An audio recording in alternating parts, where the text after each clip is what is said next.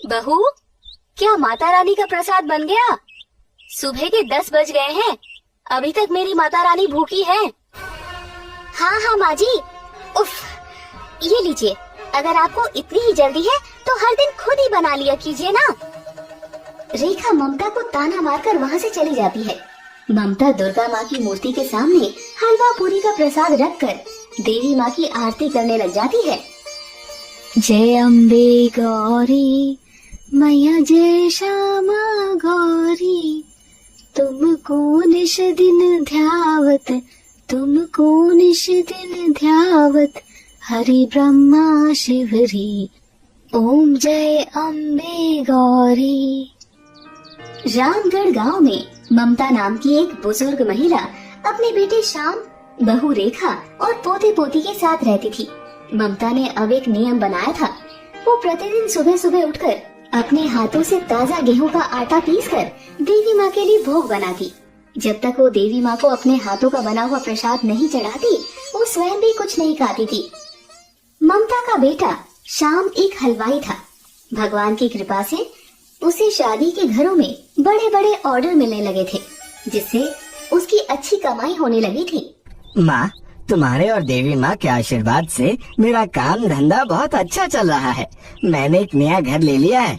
अब इस टूटी फूटी झोपड़ी में रेखा का मन नहीं लगता। कुछ दिनों बाद हम वहीं रहने चले जाएंगे। अरे वाह वाह बेटा, आज तेरे पिताजी यहाँ होते तो उन्हें तुझ पर बहुत गर्व होता। अच्छा ये बता, तूने हमारे साथ साथ देवी माँ के रहने के लिए भी नए घर में मंदिर बनवाया है ना, या नहीं? ममता की बात सुनकर रेखा मुंह बनाकर बोलती है, माँ, आप तो पूरे दिन पूजा पाठ करती रहती हो, नए घर में भी आप सारा दिन यही करती रहोगी। सुबह सुबह पूजा की घंटी की आवाज से मेरा और मेरे बच्चों का नींद खराब हो जाता है। इसीलिए हमने सोचा है कि आप यहीं रहें और शांति से बिना रोक टोक के पूजा पाठ करते रहें। हम आपको हर महीने आपका खर्चा पानी भेजते रहेंगे और बीच बीच में आपसे मिलने के लिए आते रहेंगे।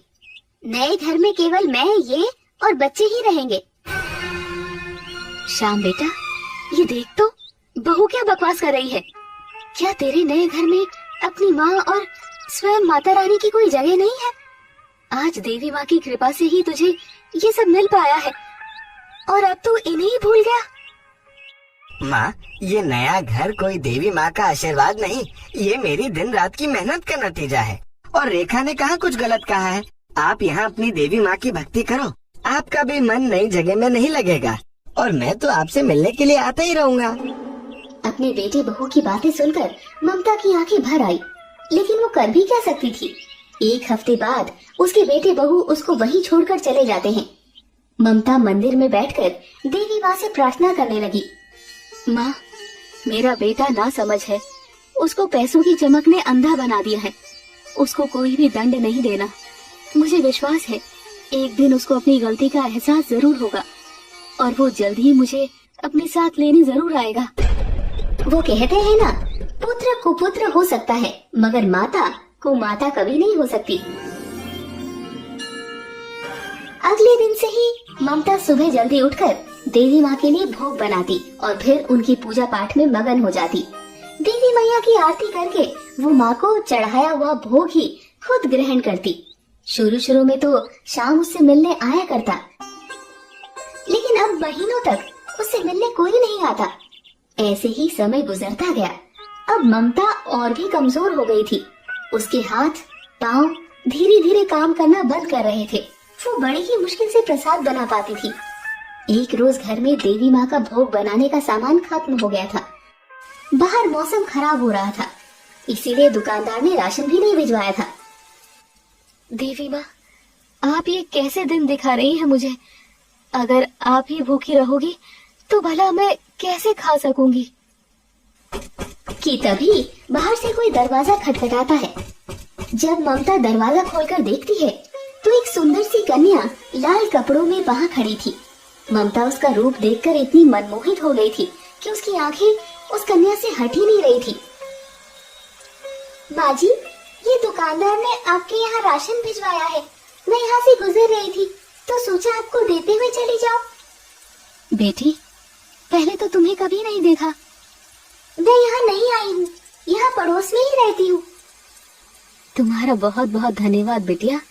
बाहर इतनी तेज बारिश हो रही है, तुम एक काम करो, थोड़े समय मेरे घर में रुक जाओ। जब बारिश रुकेगी तब चली जाना।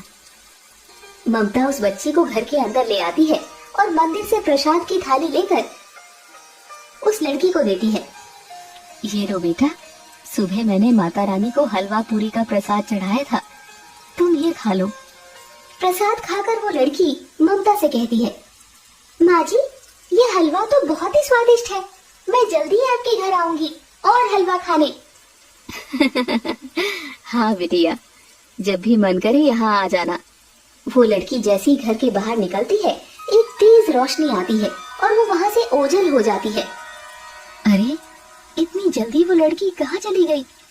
लगता है पास में ही कहीं रहती होगी। एक दिन जब ममता सोकर उठी तो उसे बुखार हो रखा था।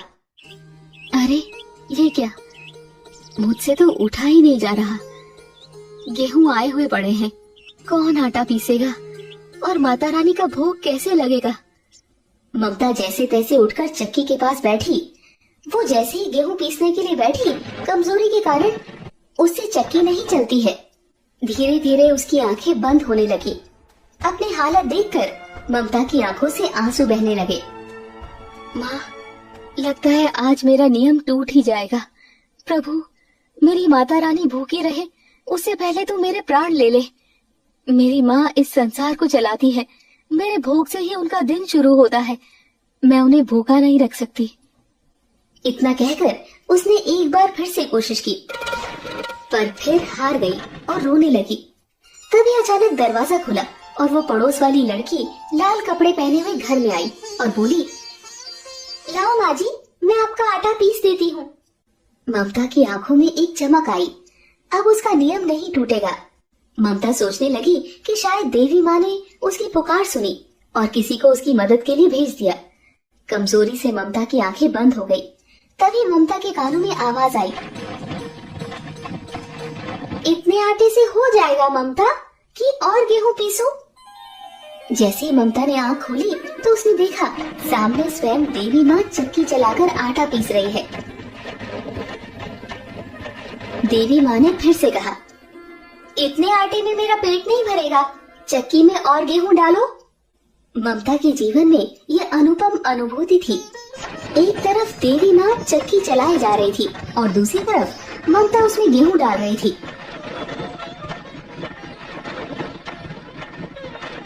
ममता ने अपने हाथों से हलवा पूरी बनाया और देवी माँ के सामने थाली परोसी। माँ, क्या मैं अपने हाथों से तुम्हें एक निवाला खिला दूं? ममता, तुम तो मुझे रोज ही अपने हाथों से खिलाती हो, आज भी खिला दो। ममता ने बड़े ही प्यार से देवी माँ को भोग खिलाया।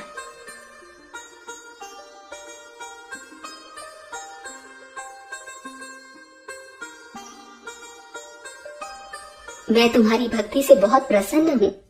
मांगो, क्या मांगती हो? मैं चाहती हूँ आप मेरे घर में सदा विराजमान रहें। ममता जब तक जीवित रही, देवी माँ रोज उसके हाथों से भोग खाती। ममता के स्वर्गवास के बाद वहाँ देवी माँ का एक विशाल मंदिर बना और ऐसी मान्यता हुई कि जो भी उस मंदिर में माँ को हलवा पूरी का भोग लगाता है, उसकी मनोकामना पूर्ण होती है। दोस्तों, आपको ये कहानी कैसी लगी? कमेंट करके जरूर बताएं। ऐसी और कहानी सुनने के लिए इसे लाइक और शेयर जरूर करें। धन्यवाद।